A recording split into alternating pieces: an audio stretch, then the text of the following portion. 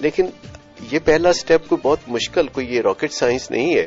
کہ آپ اندازہ لگا سکیں کہ جو کام آپ کسی کو کرنے کے لیے کہہ رہے ہیں کہ وہ کر سکتا ہے کہ نہیں. مثلا میں آپ کو اگر کہوں کہ آپ جہاز اڑا کے دکھائیں، آپ بار بار میں زور دوں کہ آپ جہاز اڑا کے دکھائیں، تو میرا خیال ہے یہ مناسب نہیں ہوگا، کیونکہ مجھے پتا ہے آپ کو جہاز اڑانا نہیں آتا، میں نے اس کی ٹریننگ نہیں لی. جی، تو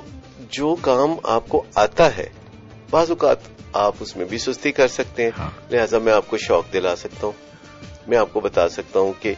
یہ کام اگر آپ کریں گے تو آپ کو فوری کے فوری اس کا کوئی فائدہ ہوگا، یا اس وقت آپ کو یہ کام کرنے کی ضرورت ہے. اور جس رشتے میں بھی میں اور آپ بندے ہوں گے اس رشتے کے تحت ہم دوسروں میں تحریک دلا سکتے ہیں. تو ایک نشے کے مریض سے جب ہم نشہ چھوڑنے کی بات کرتے ہیں تو ہمیں پہلے پتا ہونا چاہیے کہ نشہ چھوڑنا از خود اس کے بس کا کام نہیں. اگر ہم نشہ کم کرنے کی بات کرتے ہیں یہ بھی سیم ہے، نشہ کم کرنا بھی اس کے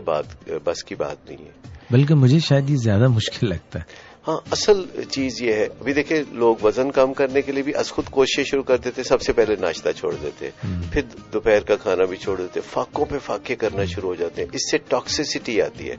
یعنی جسم میں زہریلے مادے جمع ہو جاتے ہیں اور وہ کسی ڈاکٹر کی مدد بھی نہیں لے رہے ہوتے. اچھا، ایک دو باتیں پھر ہم آگے بڑھیں گے. یہ بتائیے کہ اگر ایک شخص، جس طرح آپ نے کہا کہ وہ بنیادی طور پہ کوئی ایرر زدہ یا کوئی غلط آدمی نہیں ہوتا جو اس طرح کا کوئی غلط فیل کرتا ہے، غلط وشیس سائیکل میں منحوس چکر، منحوس دائرے میں پھنس جاتا ہے، اس کے ارد گرد کا ماحول جو ہے وہ خراب ہو جاتا ہے یا وہ آبزرو کرتا ہے اور اس کی وجہ سے وہ خراب ہوتا چلا جا رہا ہے. تو اگر ہم اس کے ارد گرد کا ماحول، جیسے فیملی جو ہوتی ہے، اس کا بہت زیادہ عمل دخل ہوتا ہے، کیونکہ فیملی عمومی طور پہ آپ کو فائنینشلی بھی سپورٹ کرتی ہے، اس کے ساتھ آپ کے ایموشنل بھی بہت زیادہ اٹیچمنٹس ہوتی ہیں. اور اگر وہ آپ کی مددگار اس لیے نہ بن سکے کیونکہ ان کو آتا نہیں ہے، تو ہم اگر فیملی کو اس طرح سے، ابھی وہی جو آپ نے بات کہی کہ مریض سے ہم نے کوئی بات نہیں کی، تو اگر ہم فیملی کے اوپر کام کریں تو آپ کا کیا خیال ہے کہ مریض جو ہے، جو مختلف نشوں میں یا مختلف علتوں میں یا مختلف ہیبٹس میں، میں تو یہاں تک بھی کہوں گا صداقت بھائی کہ اگر کوئی اچھے تعلیمی نتائج نہیں دے رہا، اس کو ہم برا بھلا کہہ رہے ہیں، یہ تو جو ہے یہ پڑھتا نہیں ہے، یہ ہے فلاں، ہے ہی نکما ہے، اس کا کچھ نہیں بننا. اچھا، یعنی ہم اس کے حال کو، ماضی کو، مستقبل کو ایک ہی نشانے پہ تباہ کر دیتے، مسترد کر دیتے ہیں شخص کو. ہم کہتے ہیں کہ نہ اس نے پہلے کبھی پڑھا ہے، نہ اس نے کبھی پڑھنا ہے، نہ اس کا کوئی مستقبل ہے. اس طرح کی باتیں جب ہم اپنے پیاروں کے ساتھ کرتے ہیں، یا ایٹریبیوشنل ایرر جس کو ہم کہتے ہیں کہ اس کے اندر کوئی بنیادی سا اندرونی سا نقص ہے، کوئی ایسا کوئی جینیٹک قسم کا ڈیفیکٹ ہے کہ یہ پڑھائی نہیں کر سکتا یا یہ زندگی میں آگے نہیں بڑھ سکتا، جب ہم لیبل کر دیتے ہیں کسی کو تو اس سے شیم پیدا ہوتی ہے، اور شیم سے مسئلے حل نہیں ہوتے. مسئلے حل ہوتے ہیں جب ہم یہ سوچنے لگیں کہ یہ جو بندہ غلطی کر رہا ہے یہ غلط نہیں ہے، یہ ایک غلطی کر رہا ہے، اور دوسرا ہم سوچیں کہ ہم بھی کوئی غلطی کرتے ہوں گے، وہ ذرا اور دوسری قسم کی ہوگی. ہم سب غلطیاں کرتے ہیں، اور ہمارے غلطیوں میں ورائٹی ہوتی ہے. جو غلطی ہمارا پیارا کر رہا ہوتا ہے ہم وہ غلطی نہیں کر رہے ہوتے، اس لیے ہمیں بڑا برتری کا احساس ہوتا ہے. ہم غلطی کوئی اور کہیں کر رہے ہوتے ہیں، کسی اور ڈپارٹمنٹ میں کر رہے ہوتے ہیں، ہم اپنی بے بسی کا مظاہرہ کسی اور ڈپارٹمنٹ میں کر رہے ہوتے ہیں. اور یہ سارے معاملات سدھارنے کے لیے ہمیں مذاکرات کا سہارا لینا ہوتا ہے، ہمیں بات چیت کا سہارا لینا ہوتا ہے. اور جب ہم بات چیت کے ذریعے معاملات کو آگے بڑھاتے ہیں، توہین نہیں کرتے، تو صورتحال کا حل نکلنا شروع ہو جاتا ہے. لیکن ایک سب سے بڑی بات یہ ہے کہ اگر کسی فیملی میں کوئی علت کا شکار ہے اور اس کی فیملی اسے سدھارنا چاہتی ہے، اب جو بندہ علت کا شکار ہے اس کو پتہ نہیں کہ اس کی علت میں کیا اجزاء ہے اور ان کا حل کیا ہے، اور اس کی فیملی کو نہیں پتا کہ یہ علت ہے کیا ہے، اس میں سے سدھارا کیسا جاتا ہے. تو وہ بلائنڈ مین لیڈنگ دی بلائنڈ مین والی بات ہے.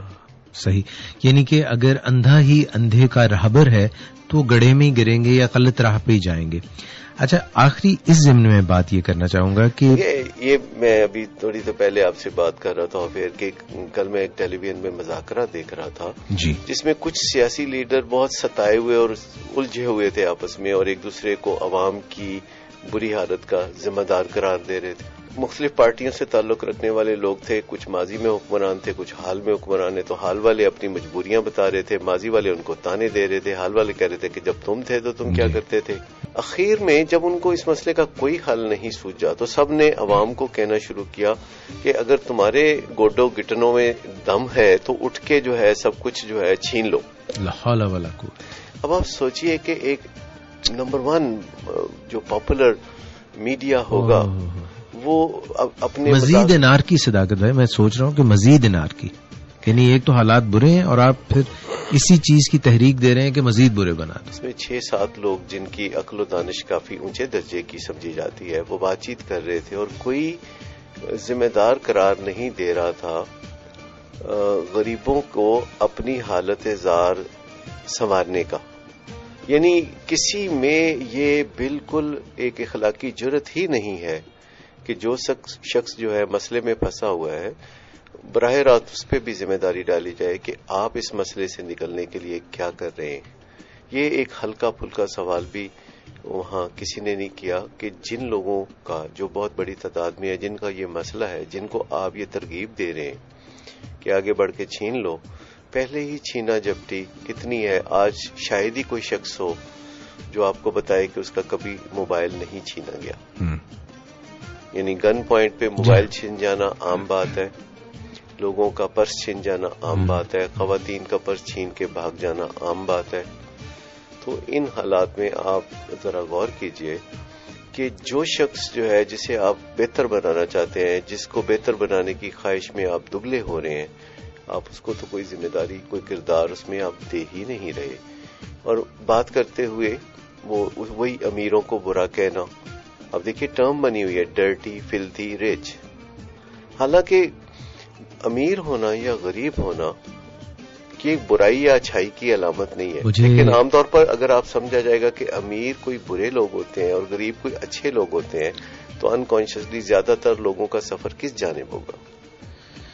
वैसे तो सभी इमारत की तरफ बढ़ना चाहते हैं, भाई कॉन्शियसली इमारत की तरफ बढ़ना चाहते हैं, अनकॉन्शियसली वो गुर्बत की तरफ बढ़ना चाहते हैं। देखिए कॉन्शियस और अनकॉन्शियस के दरमियान ये जो मसला है कि कॉन्शियसली हम एक काम होना चाहिए, हम ये तो अनारकी है ना, अनारकी देखिए ना, कॉन्शियसली एक शख्स दुबला होना चाहता है, अनकॉन्शियसली वो तमाम हरकतें वो कर रहा है जो मोटापे की तरफ ले जाती है। सही। अब देखिए कॉन्शियसली एक शख्स यूनिवर्सिटी में पढ़ने जा रहा है, अनकॉन्शियसली वो तमाम हरकतें ऐसी कर रहा है जो तालीम और इल्म के खिलाफ है। यानी कि वो अपने ही जो करना चाहता है उसको सैबोटाज कर रहा है। आप बता दीजिए कि यहाँ यूनिवर्सिटियों में कॉलेजों में लोग जाके क्या हासिल करते हैं। जब वो क्वालिफाइड हो के किसी जगह इंटरव्यू देने जाते हैं तो उनका सर नदामत से झुका होता है, क्योंकि देखिए हम इंटरव्यू करते हैं, बाज़ को 300 लोगों में से 1-2 लोग हमें ऐसे मिलते हैं, हम जरा ज्यादा चूजी हैं इस मसले में, तो 300 लोगों में से कोई 2-3 लोग हमें ऐसे मिलते हैं जिनको इब्तदाई तौर पर हम इंडक्ट करते हैं और उनमें से भी हम रिटेन करते हैं 1/3 को। विदिन 3 मंथ्स 3 में से एक, within 3 months 1 will go and within 1 year the second will go and the third one will continue. इससे आप अंदाजा करें कि यानी एक ग्रेजुएट जो लड़का पिछले दिनों हमारे पास आया जॉब के लिए और उसने अपने कम्युनिकेशन स्किल्स के खाने के जवाब में लिखा हुआ था परफेक्ट, और परफेक्ट के स्पेलिंग भी गलत थे। यानी अगर इतने आसान लफ्ज के मैरिड के स्पेलिंग अक्सर गलत लिखते हैं, यानी सिंगल या मैरिड के खाने में लिखा जाता है मैरिटल स्टेटस, तो आगे लिख देते हैं गलत स्पेलिंग में मैरिड। और इस तरह के यानी एक फॉर्म पढ़ने से जो ग्रेजुएट या मास्टर्स डिग्री होल्डर है वो 2 फिक्रे सही अंग्रेजी के नहीं लिख सकते, अंग्रेजी को छोड़िए उर्दू भी अच्छी नहीं लिख सकते। तो आप क्या कहेंगे कि वो जो कॉन्शियसली तालीम हासिल करने गए हैं वो अनकॉन्शियसली क्या हासिल कर